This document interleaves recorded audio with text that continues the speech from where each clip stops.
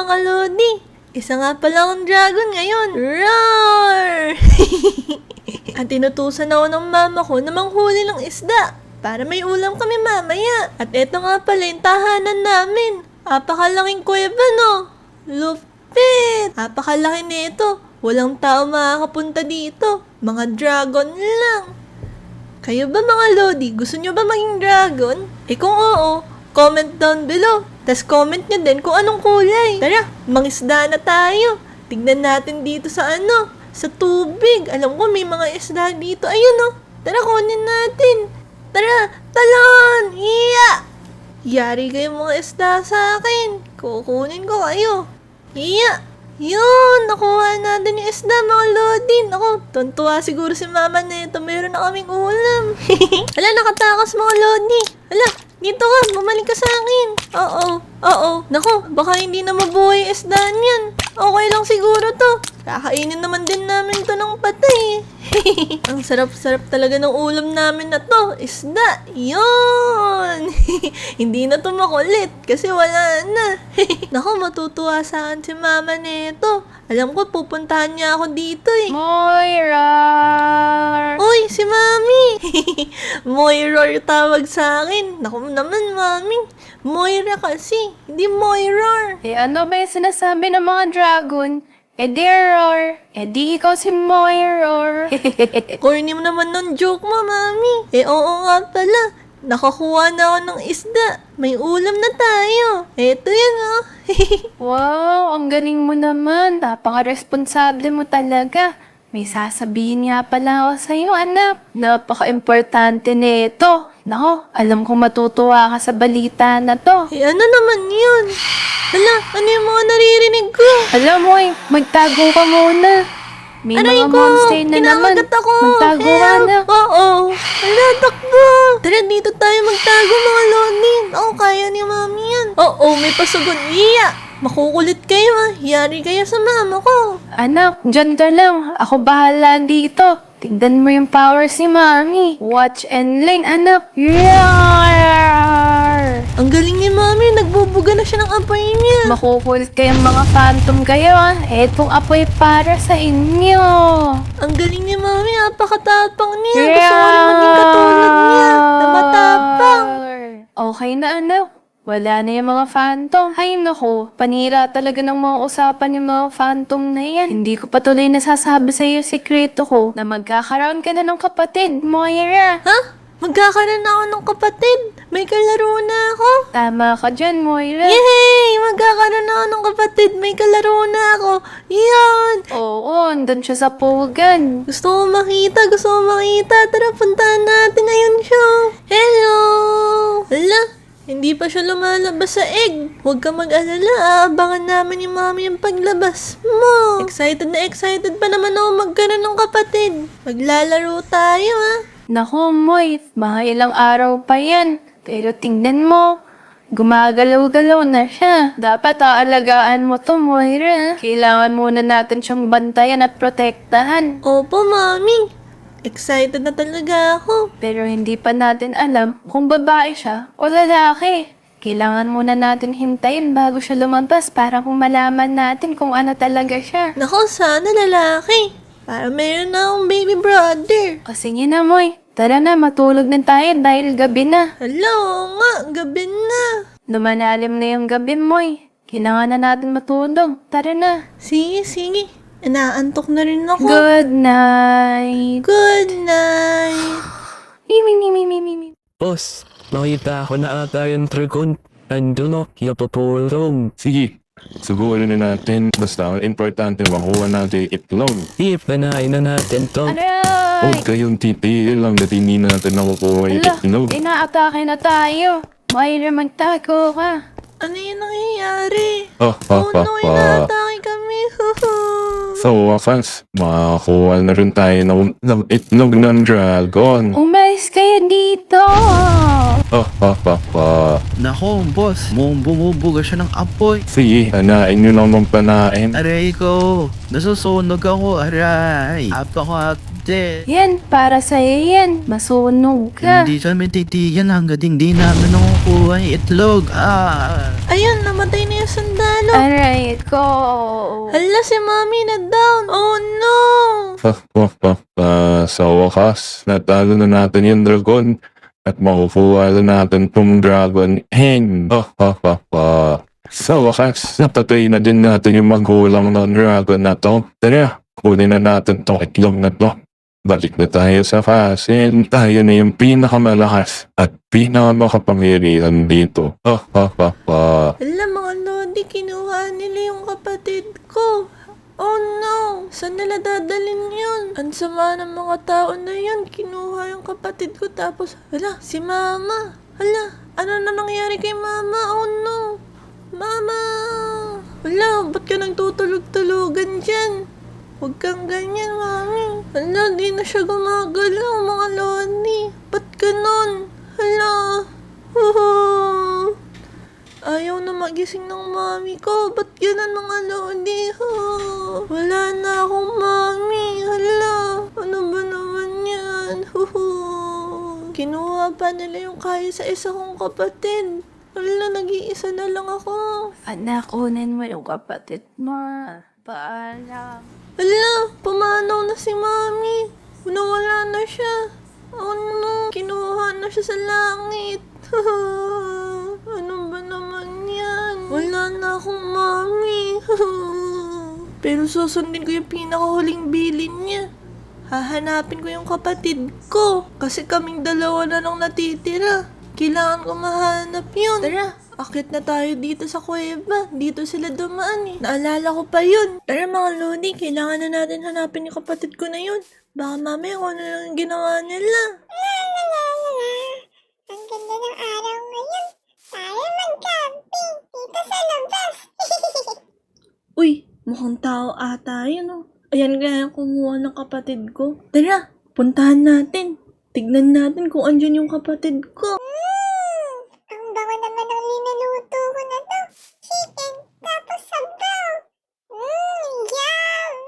Parang ang bango ng linuluto niya. Nagugutom ako ah. Paano? Kung siya na lang muna kainin ko. Bago ko kainin yung linuto niya. Mukhang masarap to ah. Tas nag-iisa lang siya. Rar! Kaya na natin itong batang to.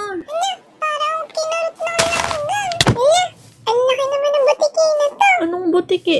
Isa akong dragon. Ang dragon na kakain sa'yo. Ang cute naman ng dragon na to. Hindi man lang makakagat. Para ka lang butiki. Alam mo ba yun? O ito, pagkain para sa'yo. Bali mo lumaki ka. Ha? Ba't mo ako minamaliit? Isa akong dragon. Lalaki din ako. Ayan, subukan mo kainin yan. Bali mo lumaki ka nga. Lalaki talaga ako. Oo, lalaki ka niyan. Ala, lumaki nga talaga ako. Mas malaki ka na sa akin. Para nakakatakot ka na. Huwag mo ako kainin. Please. Tinulungan kita, diba? O sige, pero kailangan mo ako tulungan. Dahil meron akong kapatid na nawawala. Kinuha siya ng mga taong katulad mo. Alam mo ba kung nasan yun? May nakita ka ba? Isa siyang itlog. Tapos binuhat ng isang masamang tao. Parang kakilala ko yun. Mga tao yun sa palasyo. Masasama talaga yung tao dun. Kinukuha nila yung mga dragon egg talaga. Nakita ko kanina may dala-dala sila. Alam mo ba kung nasan yung palasyo na yung tinutukoy mo? Oo. Sunod ka sa akin, bilis. Andito yung palasyo. Malapit lang. Pero kung kukunin mo yung kapatid mo sa loob ng palasyo na yan, ay mahirap. Kasi sobrang daming guard at sobrang daming bantay.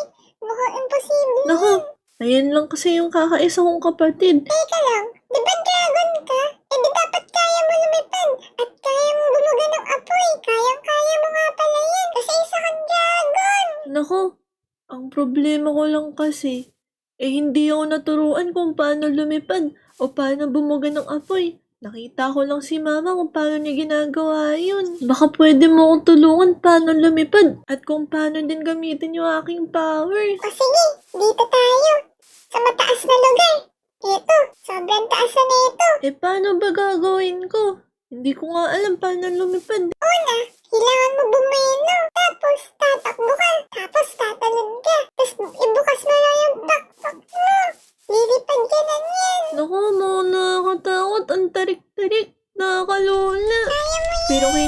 to gawin para makuha ko yung kapatid ko. Yep. Isipin mo lang na kaya mo at huwag ka matakot. O sige, bubuelo na ako ah. Teka, atras pa tayo dito, atras pa tayo. Ito na. Excuse me! Ala, tatalo na ako yan! Uy, nagawa ko! Ang lapit, nakakalipad na ako! Yun! Dali-dali lang pala eh. Bubuksan ko lang yung pakpak ko. O diba madali lang? Sabi ko sa'yo kayang-kaya mo eh. Ngayon, yung powers mo naman. Ala, paano yun? Nakita ko lang si mama na bumubuga ng apoy. Siguro isa akong fire dragon kasi apoy yung binubuga ko. Tamang-tama. Tara, sumunod ka sa akin. Dito.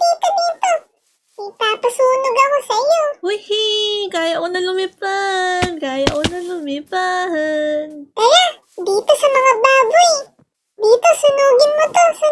Eh, paano ko naman susunugin to? Hindi ko nga alam kung paano eh. Ang gagawin mo lang, huminga ka ng malalim. Parang... Tapos bubuga mo. Diba madali lang? Sige, ikaw nga gawin mo. O sige. Wow! Nagawa ko! Hala, nagawa ko! Nakakabuga na ako ng apoy! Hala, nasusunog ka! Sorry! Okay lang, pinagawa mo kasi. Okay lang, iitim lang ako ng konti nito. Naku! Oo! Ayan, handa ka na. Para kalabanin yung mga tao doon. Uy! Umakit ka na sa likod ko. O sige, pwede mo ako sakin ha. Tara, puntahan na natin yung castle na yan. Let's go!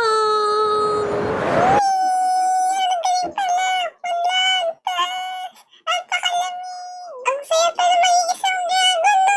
Pwede ka lumipad. Oo, kahit saan ka pwede pumunta. Tapos sobrang bilis pa. Hindi mo kailangan mag-airplano. Gusto ko rin maging isang dragon. Tara, ano pang hinihintay natin? Pumunta na tayo dun sa palasyo na yun. Hala, andito na tayo sa castle. Teka, paano kaya tayo makakapasok? Alam ko na, sa mga bintana, silipin muna natin kung anong meron sa loob. Oo, tama ka dyan. Ito, dito muna sa gilid. Dyan sa maliit na bintana. Andito na tayo. Hala, teka, parang familiar nga to. Ayun oh, yung Night King. Yan yung kumuha ng itlog ko. Pero parang may mga bantay siya. Ang dami niyang sundalo. Ayun yung kapatid ko. Ayun yung itlog. Mukhang ang dami nila. Paano yan? Susugurin na natin. Yan! Para sa inyo yan. Tara, sugod Isabel! Hala, ang dami nila. Naku, sinusugod ako ng Night King na yun. Hala, may mga aso pa sila. Teka, tara, bugaan natin ito ng apoy. Aray! Naku! Nalagyan tayo ng sapot nila! Ng trap nila! Aray ko! Ouch! Hindi ako makalipad! Naku! Magbubuga na ang apoy!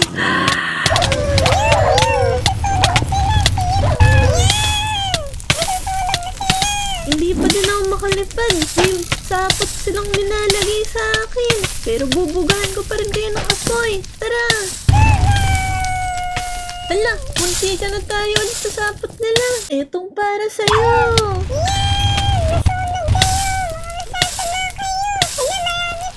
Hala, magbubuga ulit sila ng sapot. Oh no, natrap ulit tayo. Etong apoy para sa inyo. Hala, naku, ang dami pala nila. Grabe. Kailangan na natin sunugin tong buong palasyo para maligtas na natin yung itlog. Yan, sunugin na natin lahat. Ito, susunugin na din kita. Yan. Ito, yung Night King. Susunugin na din kita. Ang yung dragon ay Anong ginawa mo sa mama ko? Ninakaw mo sa kapatid ko. Aray ko. Dapat lang sa'yo yan. Ninakaw mo yung itlog. Tapos inano pa yung nanay ng dragon na to. Alam, may aso pang kumakagat-kagat saan. Aray ko. Yan. Buti na lang, parang ubos na sila. Nasunog na natin yung buong palasyo. At eto na yung kapatid ko. Buti hindi pa siya lumalabas. Tara, Isabel, kunin mo na. Hindi ko kasi mabubuhat yan eh. Umalis na tayo dito. Malay mo magkaroon pa ng mga bagong guards. Let's Let's go! Tara, sakay ka na sa likod, Isabel. Let's go! Let's go! Takbo! Naligtas na natin yung kapatid mo, Noy! Mag-hatch na kaya to? Naku, mukhang mag-hatch na ata. Nararamdaman ko na siyang umaalog-alog. Tara, samahan mo ko. Babalik na ako sa tahanan ko. Bali mo, mag-hatch na yung kapatid ko na yan. Eto nga pala yung bahay ko. Nakikita mo ba yung malaking butas na yan? Yan yung kuweba ng mga dragon. Diyan ako nakatira. Dito ako inalagaan ng mama ko bago siya nawala. Wow! Ang laki naman, napakaganda! Napakalaki naman ng kuweba ng mga dragon. Sana dragon na lang din ako. Ganito yung tirahan ko. Naku, mag-hatch na ata. Nararamdaman ko na. O sige, ibaba mo na, ibaba mo na. Mag-hatch na ata yan. Uh-oh. Naku, malapit na nga talaga. Baba ko na. Yeah! Naku, pero kailangan nyo ata muna mag-subscribe mga kalodi bago mag-hatch. Parang ayaw niya pa mag-hatch eh. Diba Isabel? Oo, subscribe! Mag-subscribe na kayo. Subscribe! Hala! Hello. Kayo ba yung mami ko? Nako, hindi. Ako yung kapatid mo. Wala na si mommy. Pinotektahan niya kasi tayo para mabuhay tayong dalawa. So ate kita. Ikaw yung ate ko. At sino naman tong nasa kabina? Ako si Isabel. Tinulungan ko yung ate mo para makuha ka. Oo, tama ka dyan. At dahil wala na si mama, ako na lang magpapangalan sa'yo. Total, ate mo naman ako. Hindi ano pangalan ko ate. Ang pangalan mo, dahil parang ang kulit-kulit mo, tumiikot-ikot ka pa dyan. Bata. Dahil para kang bata maglaro. Tignan mo, umiikot-ikot ka. Hala, hindi ka na tumitigil. May hilo ka. Hala, nakakahilo yan. Mag-like and Hoy, subscribe tumigil ka na kayo. dyan.